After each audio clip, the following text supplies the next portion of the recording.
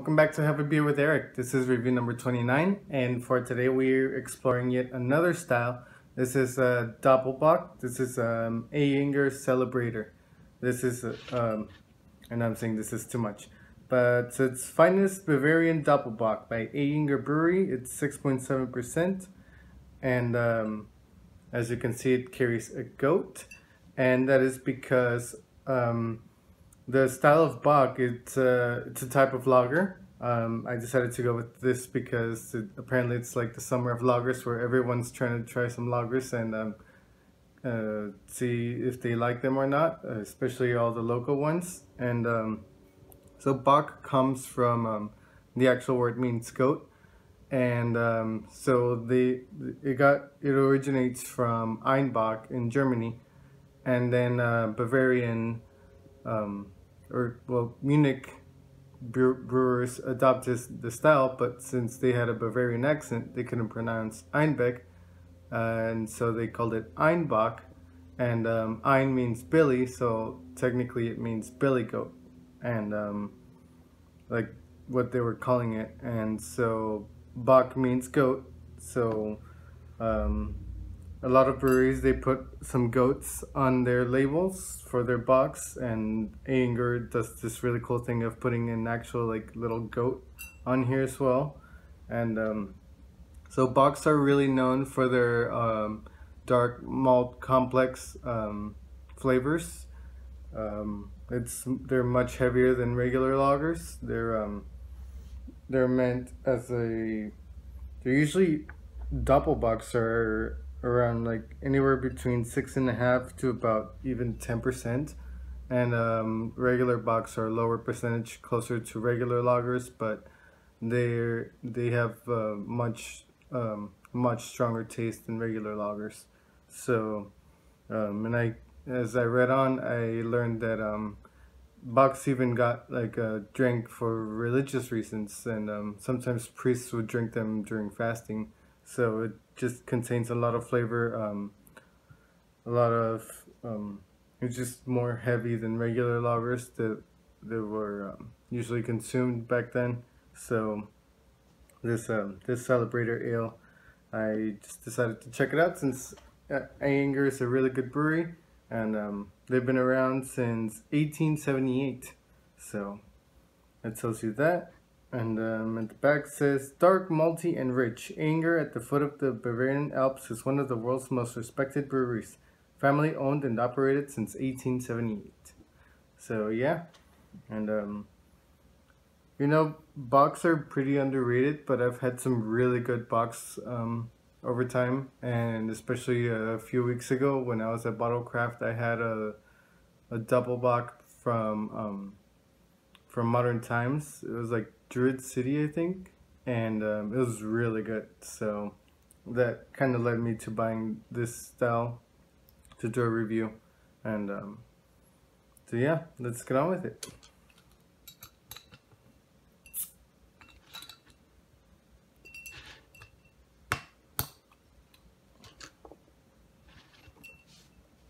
Let's drink this goat.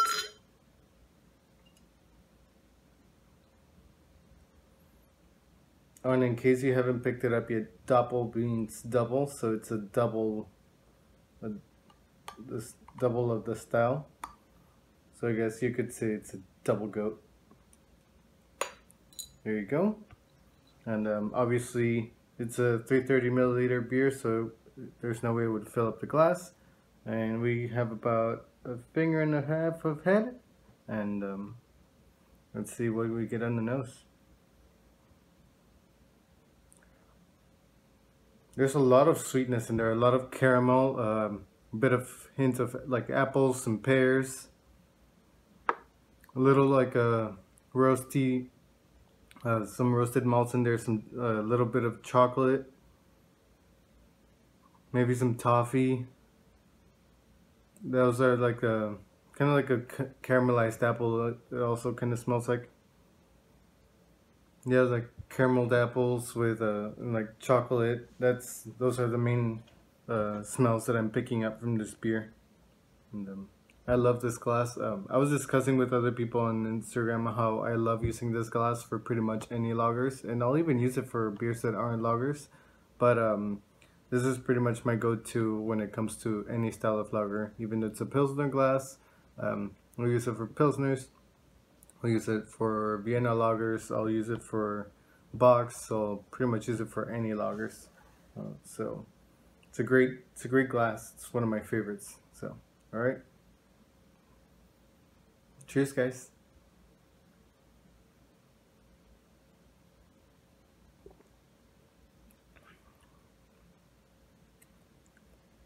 So it's definitely a very rich beer. It's got a lot of flavor in there. It doesn't seem too heavy.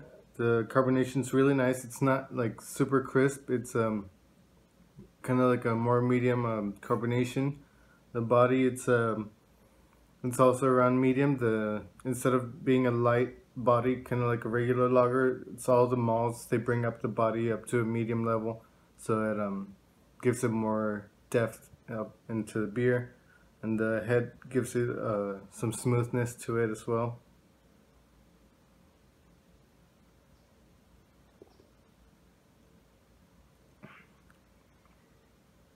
So on the taste, I also get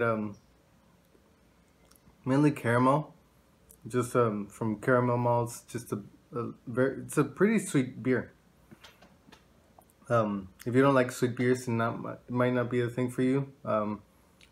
It's pretty sweet. A lot of caramel. Some let's see. Trying to think. I don't really get the apples. I only get them on the nose.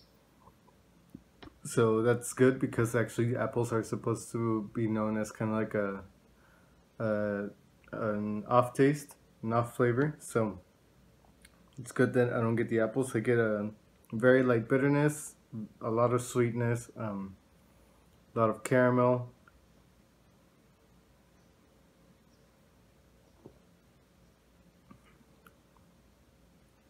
Some roastiness, kind of like a very light hint of coffee. It's definitely not a coffee beer, but just that roastiness. Just like the caramel malts and the roasted malts, they just add a layer of like a little hint of coffee into that.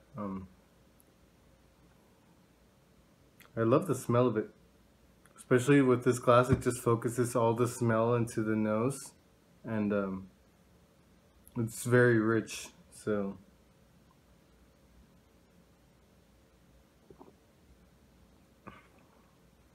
And that's a great head retention too.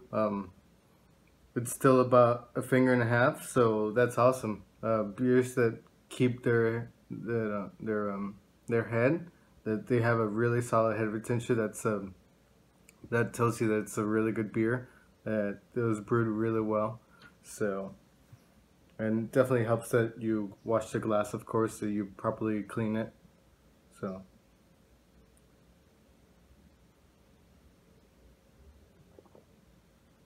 Although at the same time, I'm not really getting much of lacing, if any. But I mean, it's doing its job with head retention, so, and the smell. So that's pretty much what matters right now.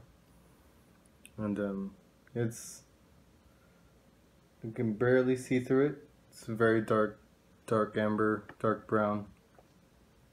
But I think that the carbonation level is perfect because it doesn't.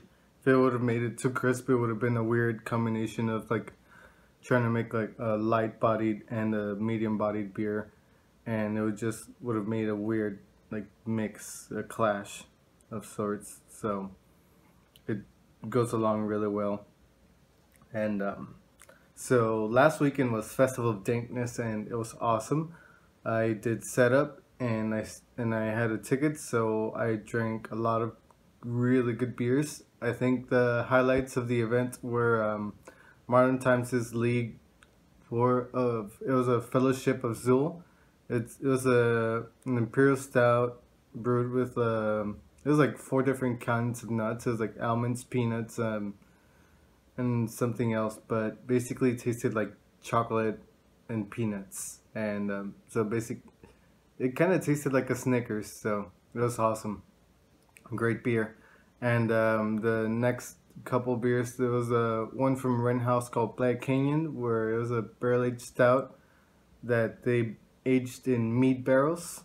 And there was another one, I keep forgetting the brewery, but it was a Sinister Prime Minister, an imperial stout brewed with a lot of maple syrup. That was the description. So those were my three favorite beers of the event. Alvarado Street had a couple other really good ones. Mark Time and Haley Punch were amazing sours, probably the best sours of the event. So it was just a great time. I knew so many people there. I was bouncing back and forth between groups of people. So it was just a lot of walking back and forth. And but it was a great event nonetheless. And I'm actually heading. As soon as I finish this video, I'm about to head over to the volunteer appreciation party that they hold, and it's basically a kind of like a mini beer fest for us. So it'll be awesome, and we'll see where this weekend takes me. Hopefully another brewery, but until then, I think for this beer,